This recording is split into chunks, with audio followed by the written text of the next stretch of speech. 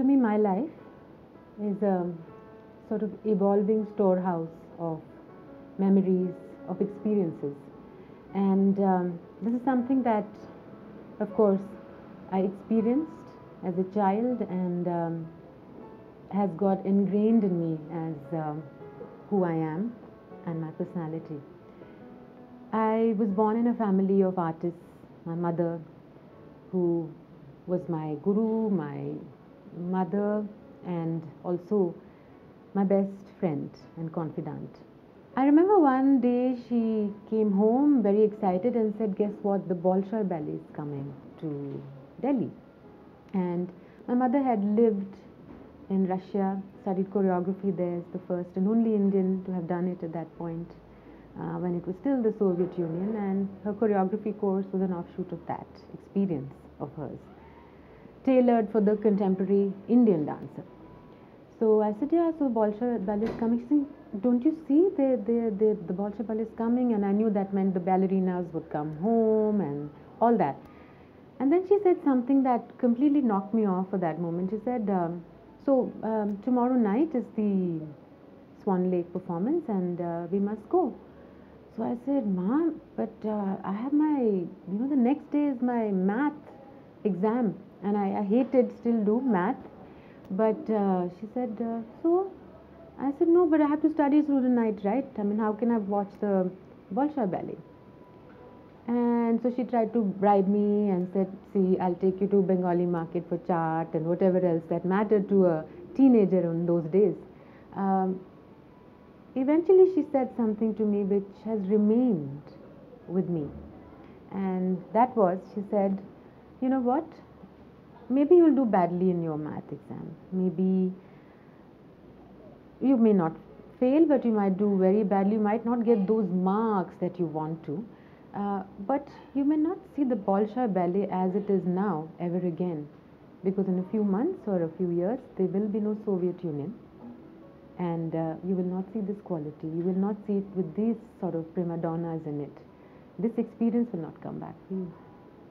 And so I went, at first grudgingly, and I was, of course, watching this spectacular production, which enriched me.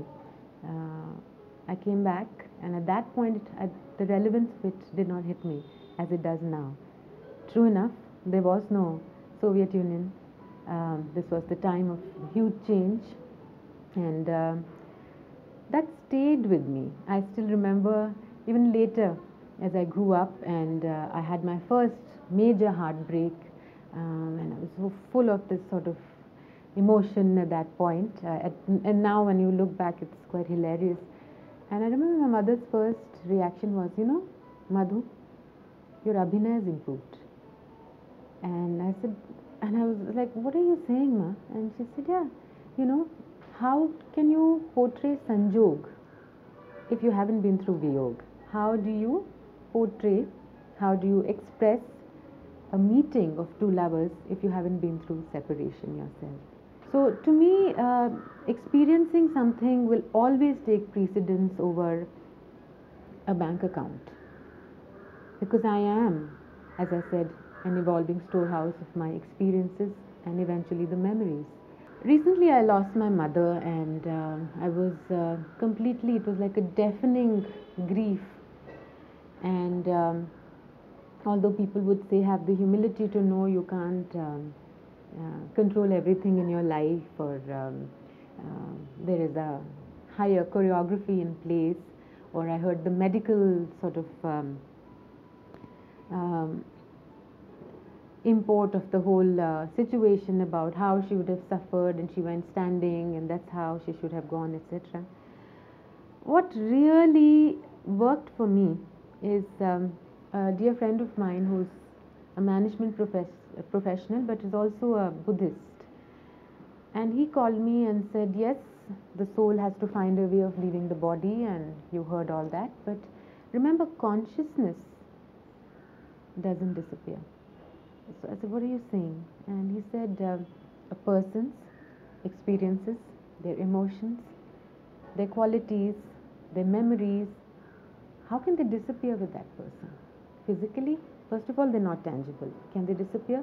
So consciousness remains. Your mother's consciousness will come back to places she's familiar with, and that gave her a sense of joy and purpose. And this this explanation is something that I hold on to, and it works for me. In my life, I have never really saved money. I have not thought twice before buying expensive books or music, or jumping off a plane at 11,000 feet to try my skydiving experience or to get a tattoo or two done. I would any day choose that to just storing and hoarding things that are probably expected of one person. Um, that's who I am, my experiences, my memories.